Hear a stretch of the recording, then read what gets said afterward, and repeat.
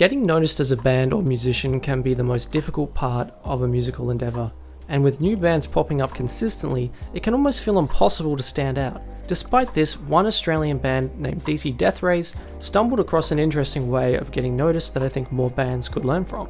DZ Deathrays were formed by lead singer and guitarist Shane Parsons and drummer Simon Ridley, who grew up together in the North Queensland town of Bundaberg. They were also part of another Brisbane band called Velociraptor and started what was initially called Denzel as a side project. The name eventually changed to DZ, then to DZ Deathrays to avoid confusion with another act whose name was the same. DZ Deathrays developed a reputation around Brisbane of being a raucous, loud, and fun house party band that fused elements of rock and dance together. They even recorded their first EP live at a house party. When it came to getting noticed by the wider Australian music community though, the band stumbled across a method that became quite successful. They released a video for their song The Mess Up in 2008 that would have cost them next to nothing to make, but went kind of viral for its time and stirred up internet buzz and more word of mouth in the Oz music scene. The video featured the two band members taking shots of Jägermeister while singing the song. Simon chucks up his guts in the bridge and the lights in the room strobe.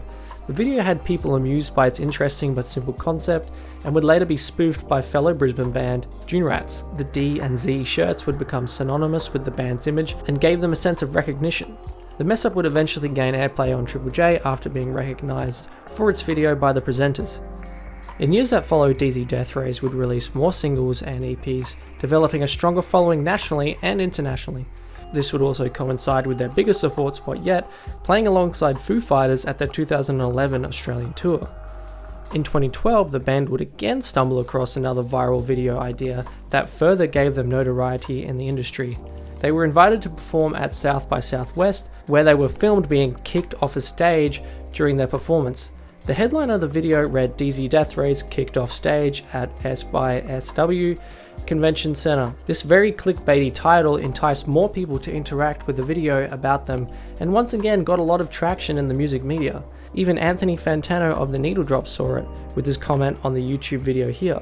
The kickoff was ironically polite though, as pointed out by Fantano. After these two viral incidents, the band would go on to release their debut album Bloodstreams in 2012 and win an ARIA for Best Hard Rock / Heavy Metal Album. In 2014, they followed it up with their sophomore album Black Rat, which I consider to be one of the best Australian albums of that decade. It would once again win an ARIA for the same category. They have continued to release solid albums since, adding an extra guitarist to their ranks and boast one of the most solid fan bases in modern Oz rock. What I think other artists can learn from them though was that they gained a lot of early attention from very smart and non-costly uses of the web. Their video for The Mess Up was fun, cheeky, and inexpensive. People connected with the genuineness of it.